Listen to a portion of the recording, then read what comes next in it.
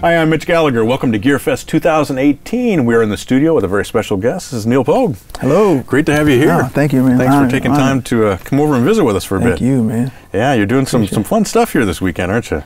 Yeah, it's really fun. It really is. Got a workshop that you're doing, correct? Yeah, I did a nice little, I guess, Q&A that you would call it. A nice crowd, and now I'm here doing an interview with you. Yeah, and we're going to do a producer panel tomorrow too, I hear. Right, yeah. Together with some of the other luminaries that are on the campus this weekend. Yeah, got some big people on the panel. I'm, feel kind of small. Oh, you're one of the biggest up there, man. Yeah. That's great. Well, we're thrilled to have you here. So thank you, man. Definitely appreciate it. Thank so you. Quite an illustrious career. Got to say, yeah, some amazing blessed, success. man. That's, I guess, if that's the word you want to use, but yeah, yeah. It's blessed. I was very interested to read that you actually started out as a drummer, and you relocated out to LA to really get into touring. And right, things. that's what it was about. I wanted to be a tour drummer, and wanted to do that, and always was a studio guy. I loved, recording in the studio, and after everybody left, if I was playing with the band, after everybody left, I was the guy, still sitting there watching the engineer work and, looking over his shoulder and saying, wow, the faders, and seeing the tape machines, and I was always intrigued by that. Right. So I guess it was a perfect transition. It was natural. Mm-hmm. Yeah. Right. So you went to a recording school. Yeah, a school which no longer exists, called what's it called? Soundmaster. Sorry, because it changed. They changed their name later to Pierce College, but it was called Soundmaster. Right. And yeah, it was cool. Went there, I think, a little over a year, maybe 2 years at that time, and got through it. But I really didn't get into it to be an engineer or a mixer. I wanted to engineer my own production. And then after I did my internship at certain studios, then it became a thing, like, oh, okay, this is a career, and really didn't think about it. And after a while, after I started working more and more, and then the phone kept ringing, I was like, okay, this is turned into something else. So right. Yeah, I'm so grateful. Was the foundation of what you do now, was that more from the school, or was it more from the internship? I think more from the internship.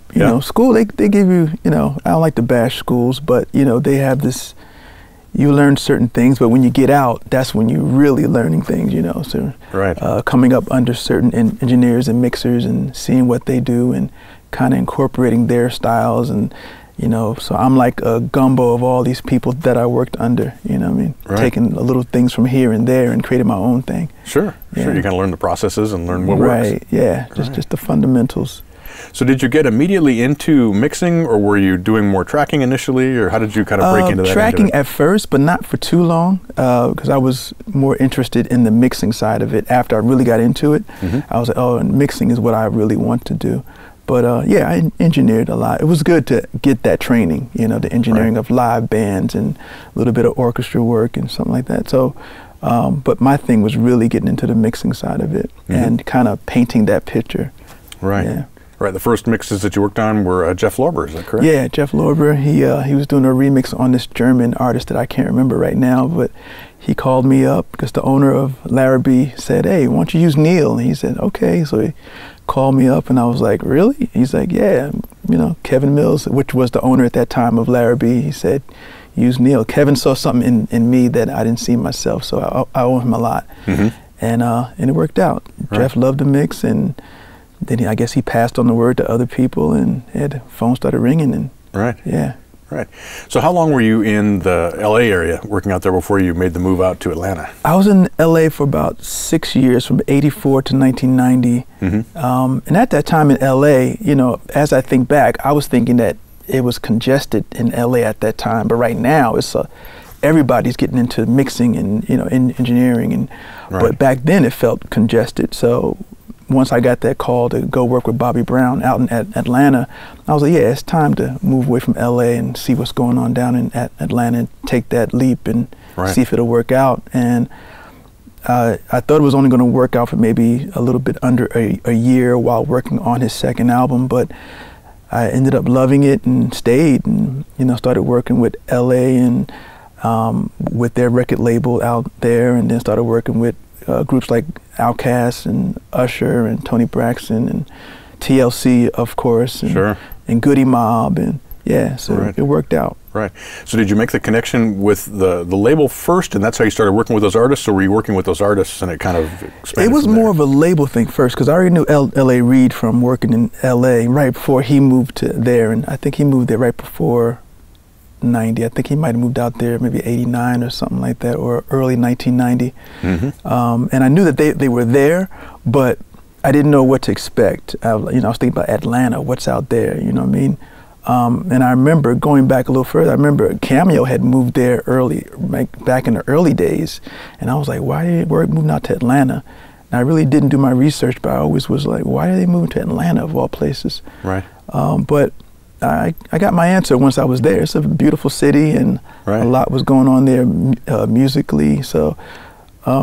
Yeah, you kind of hit there right at the right time when all that was kind of exploding. Yeah, I was there at the right time when everything was just, I call it that renaissance is what it was, you know, and it was a perfect timing to work with all those artists and what was happening, what was going on. I found out there was more than what I knew. There was a lot going on there, a lot of talent. Right. Yeah.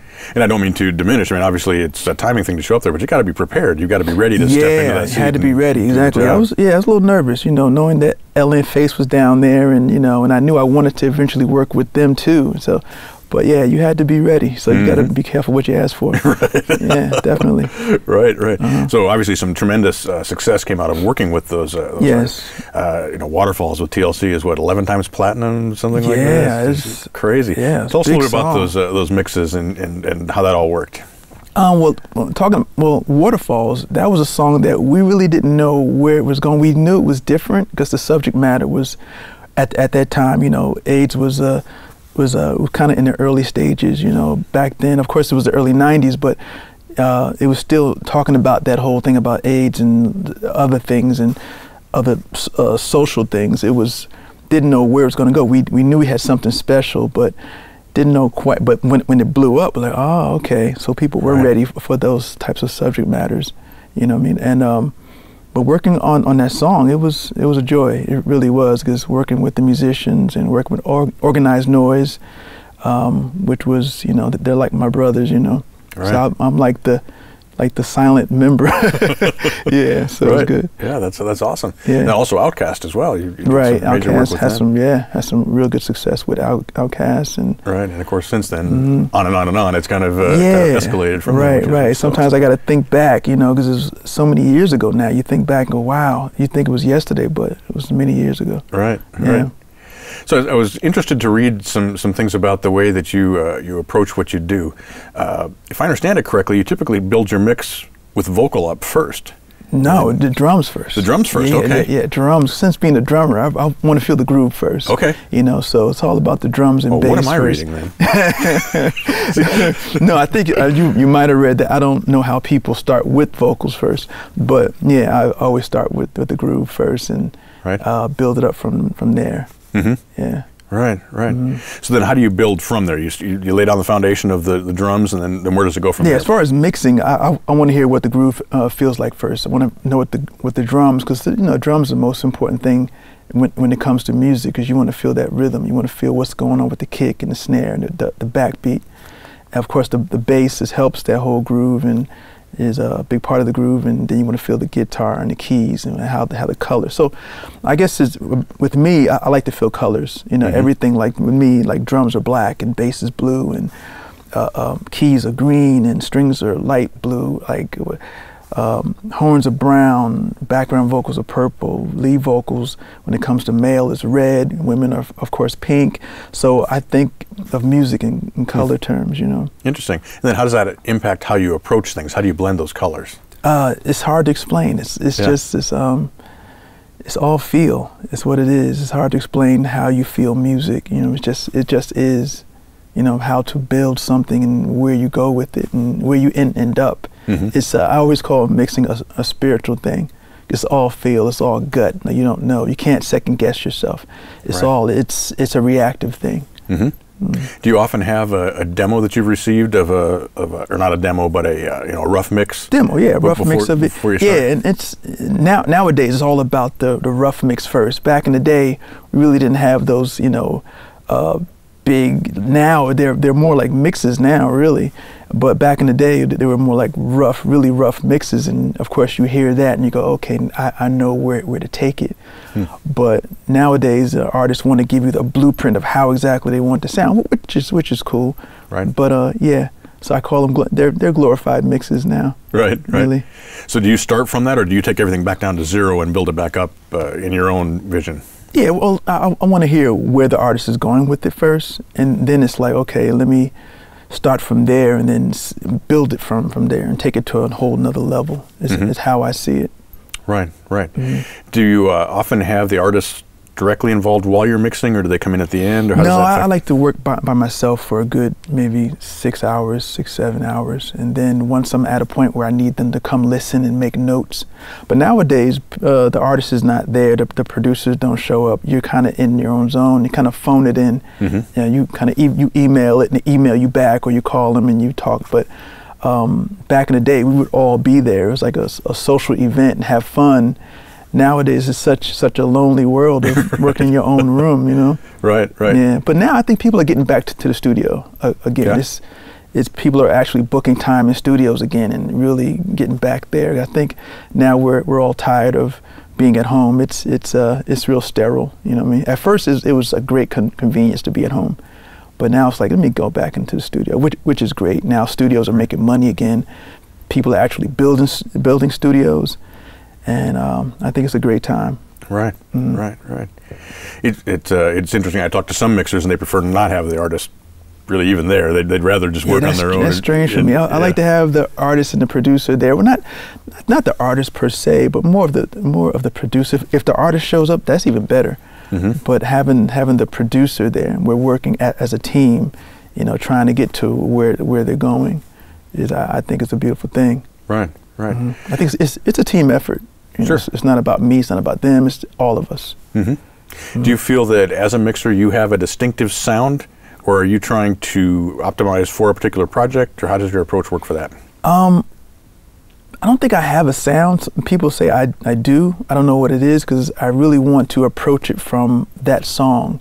I think everything sounds different. I'm kind of, I like to treat every song like it's a movie, because there's a story there, you know, there's a plot. So I want to make sure that it's real visual. I want to make sure of that. So I don't want to stamp what I did on another song on this song too. So I want to make sure that each one has its own film,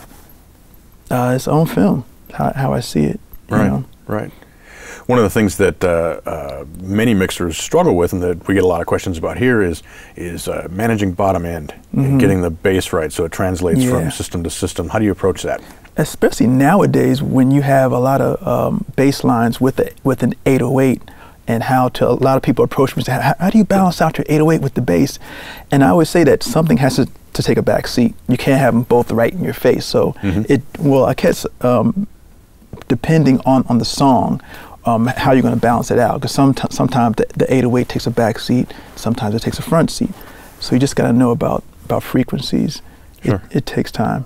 So do you try to sculpt them so the one will sit above the other, below the other, you get the attack from one? It's really trying to figure out where they're going with it first. Like, what is it that you want to hear more of? Is it the 808? Is it more of a feel, or you want to hear it? And once they tell me that, then I know exactly where to take it. Right. Does dynamics processing factor into that? Do you compress that bottom end to manage it? It depends, because there's so many different 808s, so many different bass sounds. So just depends on what that sound is at that given moment. Right. Right.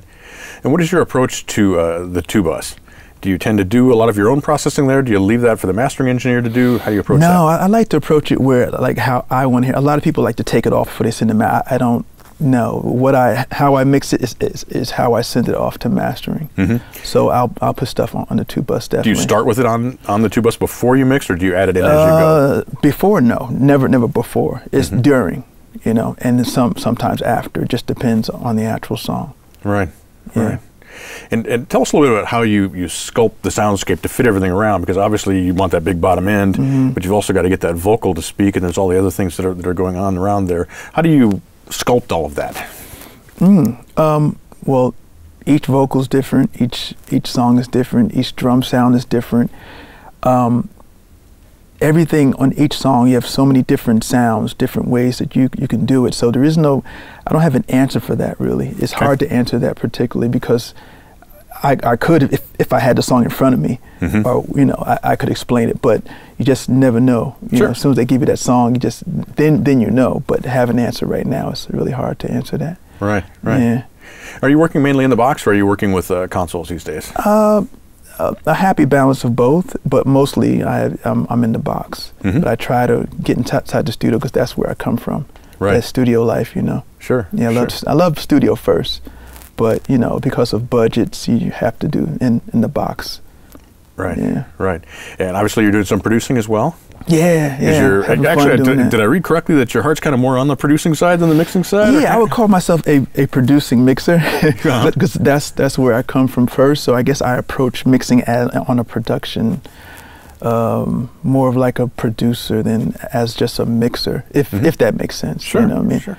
Yeah. And are you producing? You're producing full projects as well, and not just the mixing? Most definitely. Right now, I'm producing a band out of Canada called Busty and the Bass. They're from Montreal. It's a 9-piece band and horns and all. So that's what I love. All right, well, that's great. Yeah. That's great. Yeah. So when do you, as the producer, come into a project like that? Whoever calls me at that given time. Yeah. You know. When do you like to go into the project? Let me ask you that. When do I like to? You mean as far as what? Yeah, as far stage? as during the writing stage, during the during the writing stage, because I'm big on pre-production. Yeah. Very big on that. I like to carve the songs out, seeing how we're going to approach it. So yeah, I have to be there from the beginning. Yeah. Definitely. Right. So you're involved all the way through the whole. All the way through. Yeah, right. I'm that guy that's hands-on. Yeah, right. I'm not the guy who likes to be phoned in. No. Okay. I'm there from beginning to end. Right. Yeah. And when you're producing a project, you use a separate engineer so that you can focus on the production. I don't like to engineer the stuff that I produce because I need to separate my brain from that. Because sometimes if you're engineering, you're really not paying attention to what's really happening. So I like to stand back and let a person engineer it while I'm producing, you know. Is that difficult though? To let go of, man, you should just turn that. No, it really isn't. It really isn't because I like to hire people that I trust. Sure. So no, it isn't. I mean, sometimes I'll step in on something if I'm like, yeah, why don't we try this? And if I'm looking for a certain sound, yeah. So I am involved in some way, but not really sure at what point. It's just something that's very, very spontaneous. Right. Yeah. Right. But you'll reach in and grab a knob if you need to. No, I just say, let's try this rather than, because I wouldn't want anybody just, grabbing over my shoulder. So, yeah, right. So I just make sure I'm very, Right. Yeah, I don't want to be rude.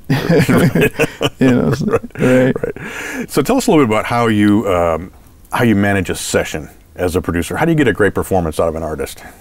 I always want to make an artist feel comfortable. That's everything, and I like to really sit down with the artist first and talk about life, about anything. Don't even talk about what we're about to do. Right. And I think that's what gets an artist comfortable. And you really get the best performance out of them if they're comfortable with you. So you have to build that trust. That's everything. Because if you just walk in a room, and go, hey, okay, let's go, and it's like, no, it's good to sit down, have some fun, maybe go eat, do something, and that's how you build that trust. And I think you'll get the best performance out of the artist, and making sure that they know exactly what they're singing. Because I say, okay, let's just sit down and look at this, look at the words. Like, what are you actually singing? Do you know the story? You know what I mean? And then once they get it, I think you'll get it out of them. Right. Is that, I would assume that's the case where somebody is singing something that has been written by a separate songwriter as opposed to someone who's writing their own stuff? Yeah. Well, I always make sure that the artist is involved in the whole writing process too. I think that's what brings them closer to the song. Sometimes it's okay to have outside writers write a song for the artist, but I think it's always good to be inside of it. Even if they write a verse or a bridge or whatever, at least have them inside the song. Right. Right. So then do you carry through as the producer through the mixing stage, or do you shift over and do the mixing yourself? I end up mixing it. I haven't gotten to the stage where I would hand over a song to another mixer yet. I haven't gotten there yet, so I like to stay involved as far as that, because I already know how I want it to sound. So I always, it's a thing now where I have to, stay involved in it from top to bottom. I have to learn to let go maybe later, but right now it's I got to hold on to it. Yeah, right. Yeah. Well, you have a vision for the project, and you've been involved in that. Yeah, because you know, because then I'll end up saying change this, change that, do this, and after a while, you know, it's just I don't want to drive a person crazy. Right. It's best if I do it and keep it there. You're such a gracious producer. Yeah. Yeah. Well, that's awesome. Yeah. So then obviously after it's mixed, it goes to mastering, and we talked a little bit about what you do with the two-bus. What are you expecting to come from the mastering stage then? Just give me a little bit of something that, just take it to a little bit farther. You know, some things I already know what I didn't do to it, so I want the mastering engineer to have that room to do a little bit more. Because if I give it to him, he has nothing to do. It's not that I'm really thinking about mastering, because I'm really not thinking about mastering. I'm thinking about the mix, and then once I hand it over to him, he can just do what he does. You know, it's almost like, okay, I'm an electrician, you're a plumber. I do this and you do that. You know, I'm not going to step on your toes and fix a pipe. Right. So. It's just best if I just let the mastering guy, whatever he hears, and plus I always go to the same guys and I already know what they do, you know what I mean? So I already have a team, so I was like, once I'm done, I know exactly what he's going to do to it. Right. So with all the success you've had with these great songs and great artists and things that you've been involved in, what is it in your opinion that makes a great song? Do you know it when you hear it immediately? I'm big on melody, and I never hear the words first. With me, it's always melody, because I'm just like I said before, I'm thinking about the color of the song. You have to feel it first. Some people they listen to lyrics first, which is fine, but I've always been a melody guy. You know, something about the melody hits me, and once I feel good about the melody, then I say, okay, let me hear what they're actually singing about. Right. And then if I'm on the production side, if I feel some words need to be tweaked here and there, then that's when I get involved. So, okay, let's change this word or that word, you know, to fix that melody. Because sometimes words always don't work well with the melody. Sometimes it feels like a speed bump. Like, no, that word didn't work too well. Let's try this word. Right. Right. Do you recognize that this is going to be a hit? Do you know when you first hear it? I think that way. A lot of people don't like to think that way, but I always think hit. If I feel it's a hit, it's going to be a hit. It's a subjective business. Yeah. I mean, even if it doesn't become a hit, that doesn't mean it's not a hit with me. It just means that someone didn't push it, or someone didn't let it get out there far enough, or, you know, because it's all about, you know, once it's out of your hands, it goes into another person's hands. So did it get into enough ears? Right. That's my thing. Right. As long as you hear it as a hit and you've done your production to the right point. It's not in an arrogant way. It's just if I feel something, you know, I feel it's a hit. I just feel that way. We just need to get it out there and work it harder. You know, sometimes you got to work songs. Right. You know, sometimes people hear it and they go, oh, no. But sometimes they go, okay, I do feel it. All right. Right. You know? Hear it a few times and it starts to. Yeah, it sits in. You know what I mean? Right. Which is fine. You know, because sometimes getting that right away hit is fine, but I kind of love the ones that you feel later, like, oh yeah, okay, okay, I know where you're going with it. Right. Yeah. Right. So along the same lines, you've worked with so many great artists. What is it that makes a great artist? Oh man, you just got to have that star power, just something, just that aura, that energy, something about it. It's just hard to explain. Like as soon as they walk in the room, you're like, oh, that's a star. You know what I mean? A lot of people are made into stars, which is fine, but some people just have it. As soon as they walk in the room, you're like, wow. You know what I mean? Yeah. Right. It's not an ego thing, is it? No, I don't think it's an ego thing. Some people have egos, which is sometimes it's fine to have a little bit of ego, but I think we all have that, but there's bad and good egos. Sure. But yeah, you just know it when a person has that thing. Yeah, has that. There's something about it. Yeah, you just know it as soon as you meet that person. Right. And sometimes it's a humble thing too. And you just know that they're a star. You know. Right. Yeah. Right. Absolutely. So I'd be remiss if I didn't mention that Harmon Professional are the folks that are sponsoring you. Sponsoring you being here. Tell us about your connection. Yes, I love them.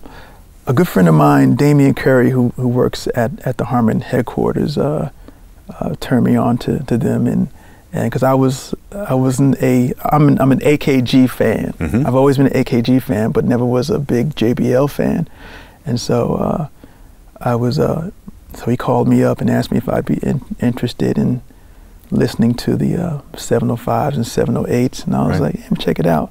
I was a little skeptical at first, you know. Right. So I went down there and listened to them, and I was like, okay, this is a trick. What's going on? I was looking around, see if they got subwoofers and crossovers on here and making it sound, you know, beautiful. And they were like, no, this is how they sound. I was like, wow, this is amazing. Yeah, they're amazing speakers. They amazing speakers, man. Right. Yeah. That's awesome, and we're so grateful that they sponsored you coming out here. Yeah, you did your workshop earlier. We're enlightening the folks on all that you do, and looking forward to the producers panel tomorrow too. I think we'll have some fun. Definitely. Man, I really appreciate your time. Oh, thank you. Yeah. Appreciate you. Thank you, Mitch. Glad to have you here, and please come back. We'd love to have you visit us again. Hey, anytime. Right on. Yes. Great to see you. Thanks so much. Thank you, Mitch. And thank you for joining me here at GearFest 2018. I'm Mitch Gallagher.